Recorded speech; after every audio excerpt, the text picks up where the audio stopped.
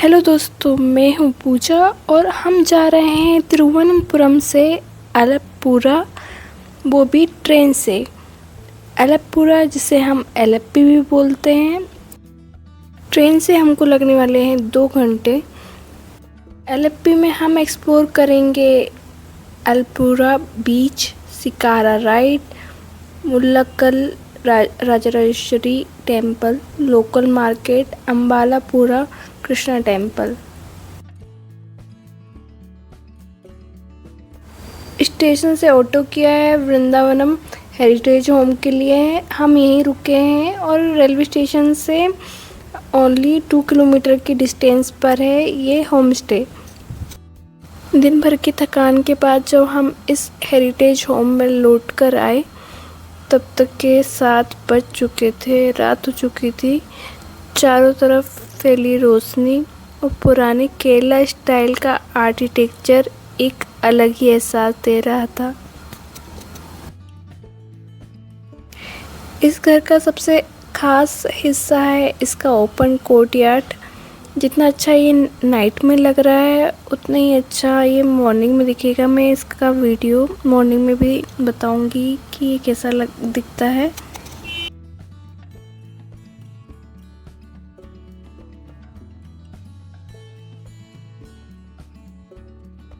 अब हम तैयार होकर निकल गए हैं एलप्पी बीच के लिए। ये शहर फेमस है बैकवाटर्स, हाउस बोट, ब्यूटीफुल बीच, कल्चर, फोर्ट, वेम्बनाड लेक। तो दोस्तों, हम हैं केरला के मशहूर एलप्पी बीच पर, जहां अरेबियन सी की लहरों के साथ मिलता है एक 150 साल पुराना हिस्टोरिक पियर।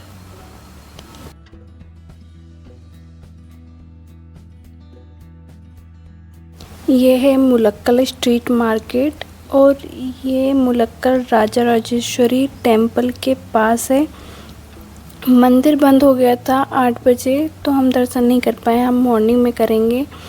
यहाँ पर मार्केट में आपको हर चीज़ मिल जाएगी, कपड़े, मसाले, जो कोकोनट के प्रोडक्ट हैं, ट्रेडिशनल जो यहाँ की ड्रेसेस हैं वो, और यहाँ पर आप लोकल फूड का मज़ा ले सकते हैं।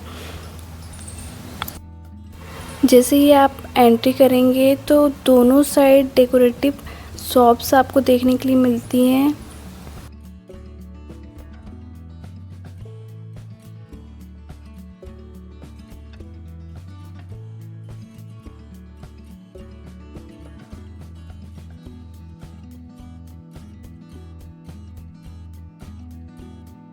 अब टाइम हो गया है यहाँ से लौटने का।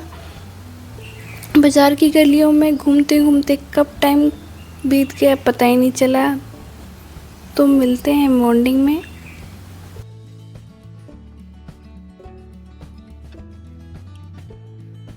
तो ये है दोस्तों वृंदावनम हेरिटेज होम।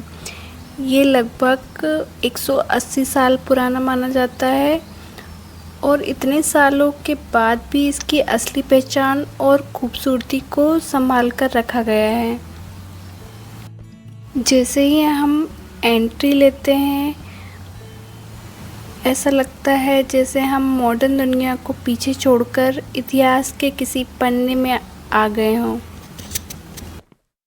घर के बीच में बना ये ओपन कोर्टयार्ड इस हेरिटेज होम की जान है।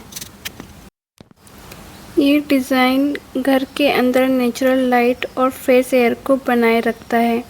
इसी कोर्टयार्ड के आसपास पूरा हेरिटेज होम बना हुआ है। रास्ते में आपको कई ट्रेडिशनल आर्टिफैक्ट्स, एंटिक फर्नीचर और पुरानी सजावट देखने को मिलती है। अगर हम बात करें रूम की तो यहाँ पर मॉडर्न फैसिलिटीज़ के साथ ट्रेडिशनल टच भी मेंटेन किया गया है।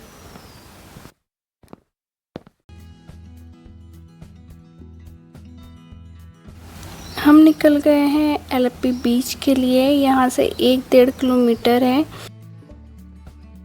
बीच में हम देखेंगे अरेबियन सी के खूबसूरत नज़ारे। रास्ते में एलप्पी की लोकल स्ट्रीट्स, पुराने घर और केरला की डेली लाइफ देखने को मिलती है।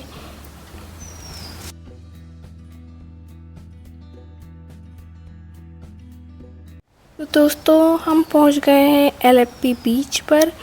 ये केरलम के सबसे फेमस बीच में से एक है।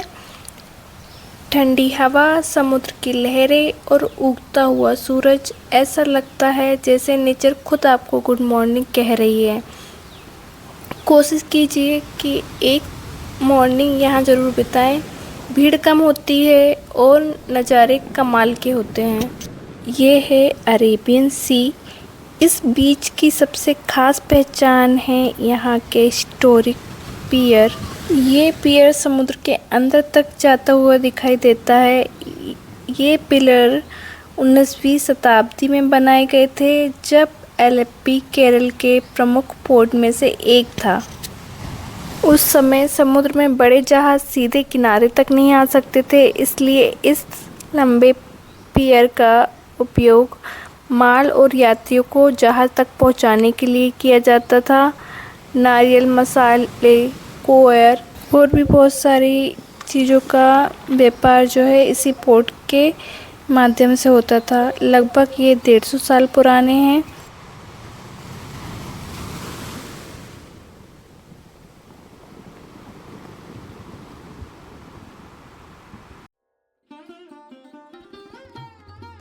तो दोस्तों अभी हम हैं मुलक्कल राजेश्वरी टेम्पल में। केरल के सबसे फेमस देवी टेम्पल में से एक है और एलेप्पी के दिल में बसा है ये मंदिर। ये मंदिर लगभग 500 साल पुराना माना जाता है और देवी राजेश्वरी को समर्पित है, जिन्हें माँ दुर्गा का ही एक दिव्य स्वरूप माना जाता है। मंदिर का नाम मुलक्कल यहाँ पाए जाने वाले मोगरा यानी जैस्मिन के फूलों से जुड़ा माना जाता है। मलयालम में मुल्ला का मतलब होता है जैस्मिन या मोगरा। कहा जाता है कभी ये पूरा एरिया इन फूलों की खुशबू से महकता था, इसलिए इस जगह को मुलक्कल नाम दिया। मंदिर की स्थापना को लेकर यहाँ पर कई कहानियाँ प्रचलित है, जिनमें से एक है कि थेक्कुमकर राज्य से निर्वासित एक सैनिक देवी की प्रतिमा को अपने साथ लेकर आए थे। उन्होंने इस प्रतिमा को मोगरे के फूलों से भरे एक बगीचे में स्थापित किया। बाद में चेम्बकेश्वरी के राजा देवनारायण ने उसी स्थान पर मंदिर का निर्माण करवाया। दूसरी कहानी यहाँ की फेमस है कि राजा देवनारायण ने कुडुंगलूर भगवती टेम्पल में देवी भगवती के दर्शन किए और उन्होंने अपना राज्य में लाने की इच्छा व्यक्त की। उसी रात देवी उनके सपने में प्रकट हुई और उनके साथ चलने का वचन दिया। जब राजा एलेप्पी पहुँचे तो उन्होंने मोगरे के बगीचे में विश्राम किया।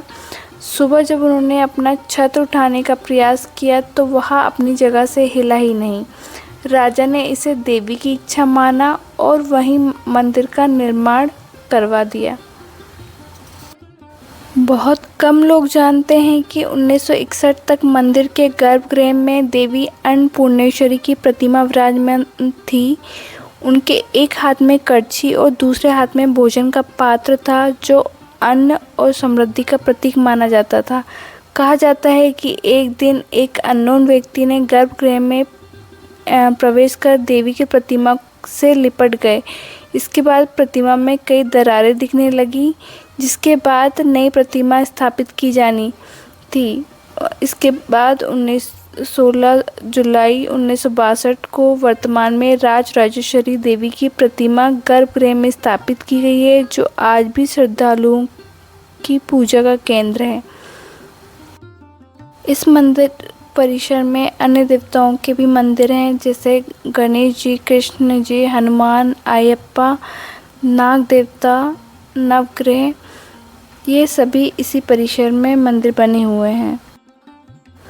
हम यहाँ के ड्रेस कोड की बात करें तो पुरुषों के लिए गर्भगृह में जाने और मुख्य मंदिर परिसर में प्रवेश करने के लिए अपनी टी शर्ट और बनियान उतारनी होती है। और महिलाओं के लिए वो ट्रेडिशनल ड्रेसेस कुछ भी पहन सकती है, जैसे साड़ी, सलवार सूट, कोई भी ड्रेस पहन सकती हैं। ये मंदिर केरल आर्किटेक्चर स्टाइल में बना है।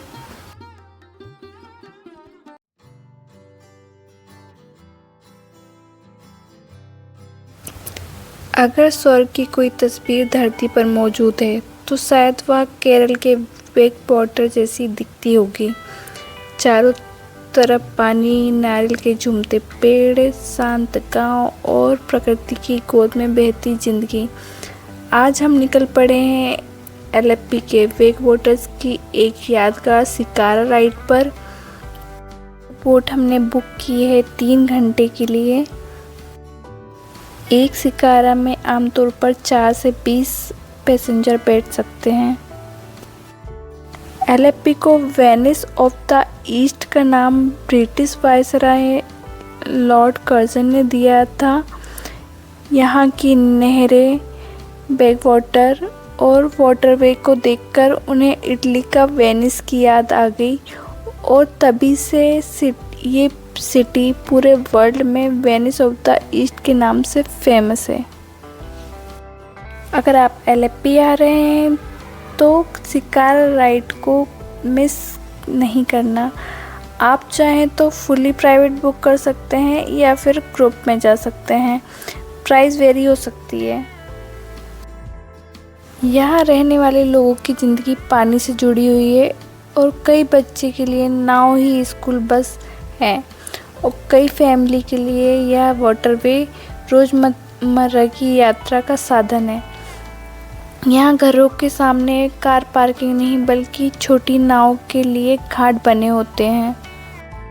फन एक्टिविटी के लिए आप ईगल एक्सपीरियंस कर सकते हैं। यहाँ पर इनके पास 2 ईगल थे और दोनों ही बहुत प्यारे थे। वो आपको हाथ पे बिठाने के लिए थोड़ा चार्ज लेते हैं और मुझे थोड़ा इनके नेल्स से डर लग रहा था क्योंकि इनके नेल्स बड़े हैं। इतनी पास से ईगल मैंने फर्स्ट टाइम देखा है। हमेशा मैंने इन्हें ऊंची उड़ान भरते हुए देखा है।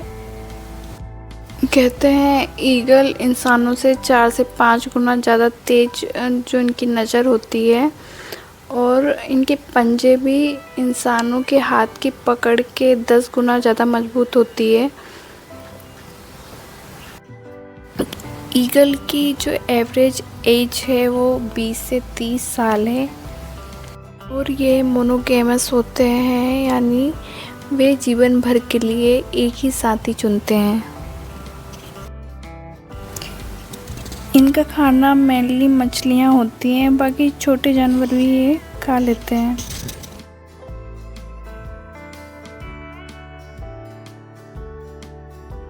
तो अब टाइम है लंच का। तो यहाँ पर आपको रास्ते में फैमिली रेस्टोरेंट मिल जाएगा। यहाँ पर ऑप्शन ज़्यादा कुछ नहीं है तो हमने वेज मील चूज़ किया है।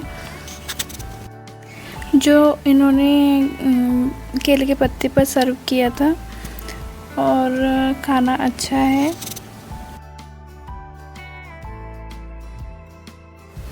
खाना खाने के बाद हम फिर से निकल गए हैं अपनी शिकारा राइड पर। तो यहाँ पर एलेप्पी में एक जगह है जिसका नाम है कुट्टनाड, जिसे राइस बॉल ऑफ केरला कहा जाता है। ये जो आप सामने देख रहे हैं ये हाउस बोट है। हाउस बोट को पहले केटुवल्लम कहा जाता था। ये मेनली सामान को एक जगह से दूसरी जगह पर ले जाने का काम करते थे। एक बड़ी केटुवल्लम में लगभग 20 से 30 टन तक के माल ढो सकती थी। पहले सड़क और रेलवे नेटवर्क इतना नहीं था तो केरल में बैक वाटर्स ही, मतलब बैक वाटर के थ्रू ही सामान इधर से उधर होता था। अब इसके बाद रोड और ट्रेन वगैरह का नेटवर्क अच्छा है तो अब ये जो केटुवल्लम है हाउस बोट में चेंज हो गई हैं। इसमें आपको हॉल मिल जाएगा, बेडरूम, किचन और डाइनिंग एरिया सब मिल जाता है। इसमें आप नाइट स्टे कर सकते हैं। शिकारा बोट से हाउस बोट एक्सपेंसिव होती है, या हम बोल सकते हैं एक होटल का काम करती है, एक तैरते हुए होटल की तरह होती है। एलेप्पी हाउस बोट के लिए फेमस है। अगर आपका बजट है और आपके पास टाइम है तो आप ज़रूर इसको ट्राई करें।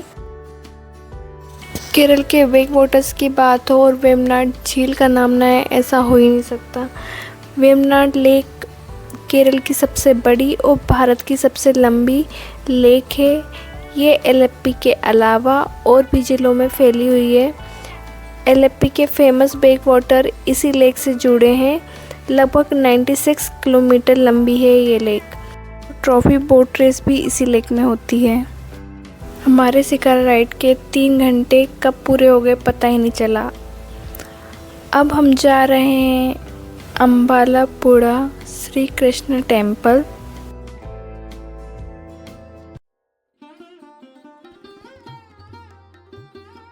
दोस्तों, ये मंदिर का एंट्रेंस गेट है।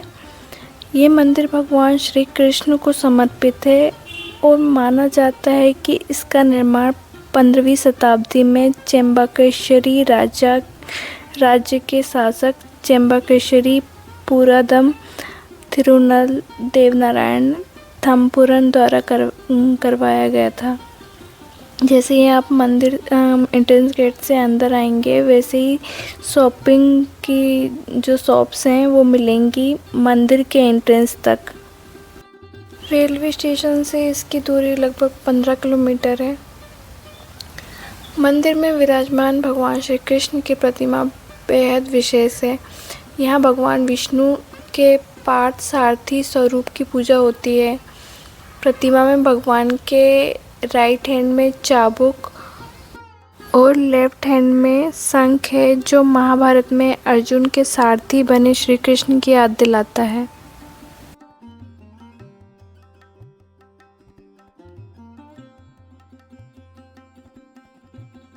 मंदिर के गेट पे ये जो बोर्ड लगा है, इसमें आप देख सकते हैं पूजा का टाइमिंग है। ओपन और क्लोज होने का टाइमिंग भी इसमें लिखा हुआ है। मंदिर की कहानी भगवान श्री कृष्ण की लीला से जुड़ी है। कहा जाता है एक बार भगवान श्री कृष्ण एक साधु के वेश में चेम्बाकेश्वरी राज्य के राजा के दरबार में पहुँचे। राजा शतरंज के बड़े प्रेमी थे, इसलिए साधु ने उन्हें शतरंज खेलने की चुनौती दी। खेल शुरू होने से पहले राजा ने पूछा, यदि आप जीत गए तो अवार्ड में क्या चाहेंगे। साधु मुस्कुराए और बोले, मुझे धन दौलत नहीं चाहिए, बस शतरंज की बिसात के पहले खाने पर एक चावल का दाना रख दीजिए, दूसरे पर 2, तीसरे पर 4, चौथे पर 8 और इसी तरह हर अगले खाने में पिछले खाने से दुगने दाने रखिए। राजा को यह मांग बहुत छोटी लगी और उन्होंने तुरंत एग्री दे दी। लेकिन खेल में राजा हार गए। जब चावल के दाने गिनने शुरू हुए तो जल्द में ही राजा को एहसास हुआ कि यह कोई साधारण मांग नहीं थी। दानों की संख्या हर खाने में दुगनी होती जा रही थी। कुछ ही समय में पूरा राजकोष खाली हो गया, फिर भी मांग पूरी नहीं हुई। 64वें खाने तक पहुँचते पहुँचते चावलों के दानों की संख्या इतनी अधिक थी कि पूरे राज्य का अनाज भी कम पड़ जाए। राजा चिंतित और निराश हो गए। तभी वह साधु अपने वास्तविक स्वरूप में प्रकट हुए। वे स्वयं भगवान कृष्ण थे। भगवान ने कहा, राजन, तुम्हें यह ऋण एक साथ चुकाने की जरूरत नहीं है। प्रतिदिन मेरे भक्तों को चावल से बनी मीठी पायसम का प्रसाद अर्पित करो, यही तुम्हारा ऋण चुकाने का मार्ग होगा। तब से यह माना जाता है कि अम्बालापुड़ा श्री कृष्ण मंदिर में प्रसिद्ध पाल पायसम प्रसाद की परंपरा यहीं से शुरू हुई, जो आज भी लाखों श्रद्धालुओं को वितरित की जाती है। इस मंदिर का रिलेशन फेमस गुरुवायूर टेम्पल से भी जुड़ा हुआ है। 1789 में जब टीपू सुल्तान के आक्रमण का खतरा था, तब गुरुवायूर मंदिर की श्री कृष्ण प्रतिमा को सुरक्षा के लिए लगभग 3 सालों तक अम्बालापुड़ा मंदिर में रखा गया था। स्थानीय मान्यता है कि गुरुवायूरप्पन प्रतिदिन यहाँ आकर इस प्रसाद को स्वीकार करते हैं। फोटोग्राफी यहाँ अलाउड नहीं है। इस मंदिर के पास ही एक तालाब है। तो दोस्तों, मेरा ये वीडियो कैसा लगा आपको कमेंट करके ज़रूर बताएं। मेरे चैनल को सब्सक्राइब करें। मिलते हैं नेक्स्ट सफ़र में। Bye bye.